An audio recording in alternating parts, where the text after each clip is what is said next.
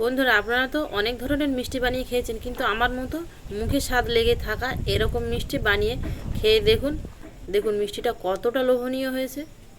নমস্কার বন্ধুরা, সুপ্রিয়া কিচেনে আবারও আপনাদের সবাইকে স্বাগত জানাই আরও একটা রেসিপিতে। আজকে একটা মিষ্টি রেসিপি আপনাদের সাথে শেয়ার করব। রেসিপিটা বানানোর জন্য কি কি উপকরণ নিয়েছি আপনাদের দেখাবো, আর একদম খুব অল্প সময়ের মধ্যে রেসিপিটা হয়ে যাবে। আর এই রেসিপিটার টেস্ট আপনারা একবার না বানিয়ে খেলে বুঝতে পারবেন না। একবার যদি বানিয়ে খান তাহলে আপনাদের আবার মনে হবে যে বারবার বানিয়ে খাই। রেসিপিটা বানানোর জন্য এখানে দেখুন আমি চীনা বাদাম নিয়েছি, কাঁচা বাদাম, আর নিয়েছি খেজুর, পিন্ডি খেজুর যেটা আমরা বলি, আর নিয়েছি আমন্ড বাদাম, ওটস, আর এখানে চাল মগজ আর সাদা তিল, আর নিয়েছি মধু।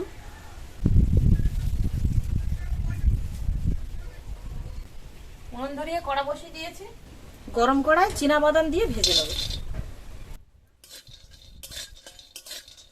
বাদামটা এমন করে ভাজবো যেন উপরের খোসাটা আমি ছাড়াতে পারি, আর ভেতরে বাদামটা যেন সেদ্ধ হয়ে যায়।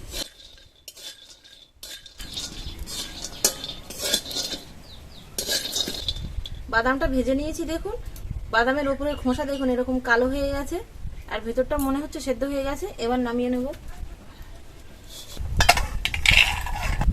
বাদামের খোসাগুলো ছাড়িয়ে নেব। দেখুন এই যে খুব সহজে এরকম ছাড়িয়ে যাচ্ছে। একটু ঠান্ডা হয়ে গেছে তারপরে কিন্তু আমি ছাড়াচ্ছি, একেবারে গরম গরম হাত দিতে পারবেন না। সব বাদামগুলো ঠিক এরকম খোলা ছাড়িয়ে নিয়েছি। এখানে আমি একটা মিক্সার নিয়েছি, মিক্সারে সবকিছু উপকরণ দিয়ে ঘুরিয়ে নিয়ে আসবো, তবে আপনারা চাইলে শিলেও বেটে নিতে পারেন। প্রথমে বাদাম দিয়ে দেবো, তারপরে দিয়ে দেবো আমন্ড বাদাম, ওটস নিয়েছি দিয়ে দেবো,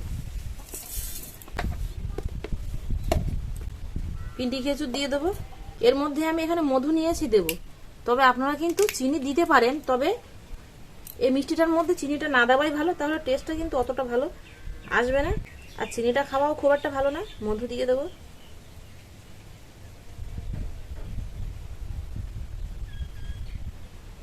পুরো সবটাই আমি দিয়ে দিলাম মধু। এবার মিক্সারে ঘুরিয়ে আনবো। মিক্সারে ঘুরিয়ে এনেছি।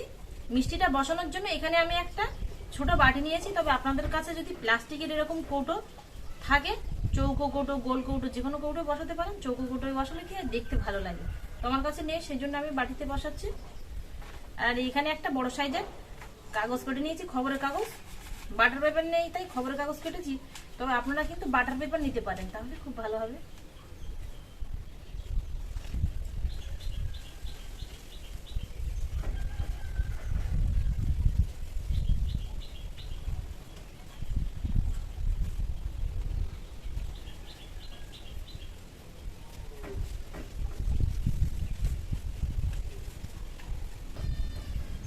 খবরের কাগজটা বাটির মধ্যে বসিয়ে দিয়েছি, এবার ঢেলে দেবো।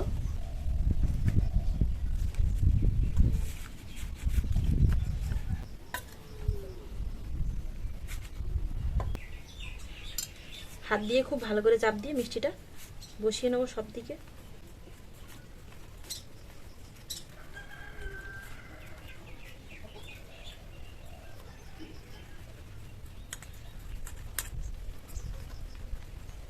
সব সাইডটা খুব ভালো করে হাত দিয়ে চাপ দিয়ে দিয়ে সেট করে নিয়েছি। এবার ওপর দিয়ে একটু চাল মগজ দিয়ে দেবো,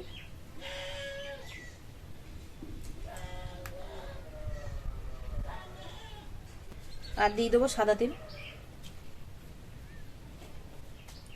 তবে আপনাদের হাতের কাছে যদি গোলাপের পাপড়ি থাকে তো আপনারা দিতে পারেন ওপর দিয়ে, তাহলে দেখতে সুন্দর লাগবে একটু। সবকিছু দিয়ে আর একটু হাত দিয়ে চাপ দিয়ে নেবো, তাহলে ভালো সেট হয়ে বসে যাবে।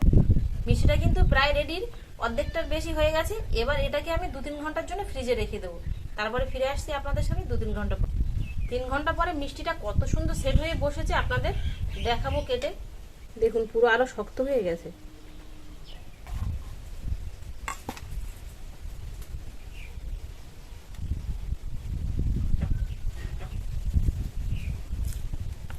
নিচের যে কাগজটা আছে না, কাগজটা তুলে নেবো।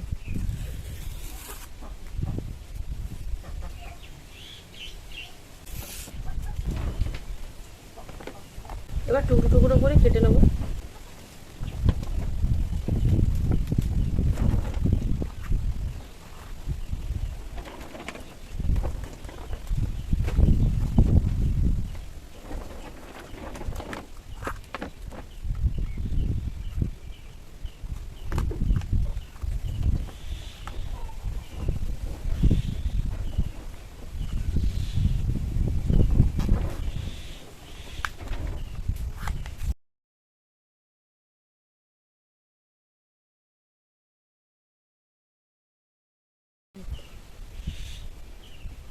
দেখুন শুধু বন্ধুরা মিষ্টিটা কতটা সুন্দর হয়েছে।